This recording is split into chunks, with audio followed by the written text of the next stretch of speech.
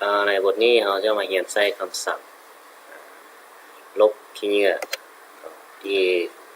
เราสะสมมาอยู่ในคอมพิวเตอร์เราเนาะเพราะว่ามันเป็นเงื่อนไขที่เฮ็ดให้เครื่องคอมพิวเตอร์เรามันช้าเนาะแล้วก็กินฮาร์ดดิสก์เอาไปหลายเนาะบางหน่วยนี่ก็อาจจะซื้อมาแต่โดนแล้วก็ยังบ่มีการลบขี้เหงื่อทิ่มจักเทื่อทางขี้เหงื่อจูดขี้เหงื่อทิ่มจักเทื่ออาจจะจูดแล้วแต่ยังมีขี้เหงื่อค้างอยู่ในระบบของมันเนาะจะทำให้การ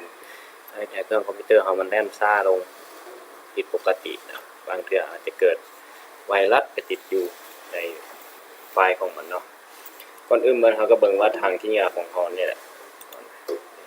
เอามาลบตัวนี้ก่อนปึ๊บลบไปปึ๊บสิเนาะแล้วบัดนี้เราจะมาใช้คำสั่งในการลบ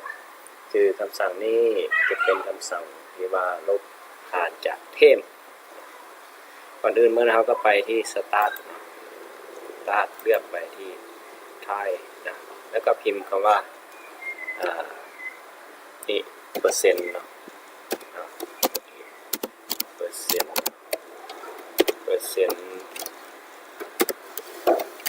แล้วก็พิมพ์คำว่าเทม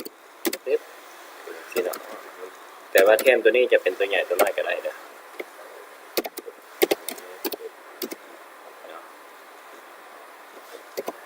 นี่กด enter บานนึงจะเห็นไฟล์เทมพวกขี้เหงื่อ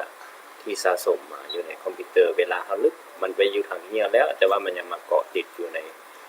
ส่วนของ system ของมันเนาะหลายในบนนี้อาจจะมีบางไฟล์ที่ลึกได้และบางไฟล์ที่ลึกบ่ได้ย้อนสาเหตุเพราะว่า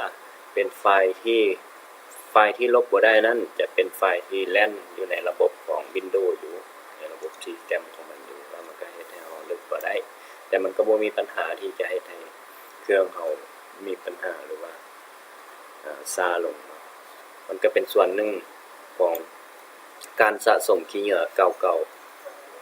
คือตัวอย่างอยากรู้ว่ามันกินเนื้อที่ไปเท่าใดก็คลิกเบิ่งแล้วเนาะคลิกเสร็จแล้วก็หาสีกด Ctrl A ปึ๊บมันจะมี200ปลาย225รายการแต่ว่าเราเบิ่งดูว่ามันกินเนื้อที่ออกไปเท่าใดคลิกขวาเสร็จแล้วก็คลิกproperty เนาะนี่มันจะกินแรมเข้าไปอยู่ประมาณ200ทั้งกินทั้งแรมกินทั้ง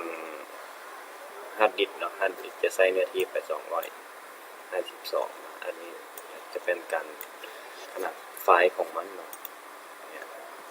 รูทนี่แหละที่ให้เครื่องเราช้าลงแล้วก็เฮ็ดให้ฮาร์ดดิสก์เราเต็มไว้เนาะในกรณีแบบนี้เราทาสีทั้งหมดแล้วเราก็มีแต่กด enter หรือว่ากด delete แล้ว enter กดขวาก็ได้เนาะหรือว่ากด delete นี่เนาะ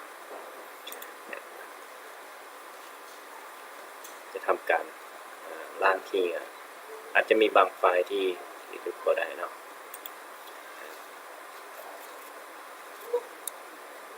นี่คือการลึกไฟล์บางส่วนออกจากเทปอยู่ในSystem ของ Windows ที่เป็นจุดหนึ่งที่เฮ็ดให้เครื่องของเราช้าและก็ฮาร์ดดิสก์เต็มไว้ในบทต่อไปเราจะไปเรียนรู้วิธีการใช้ของ MS Config กัน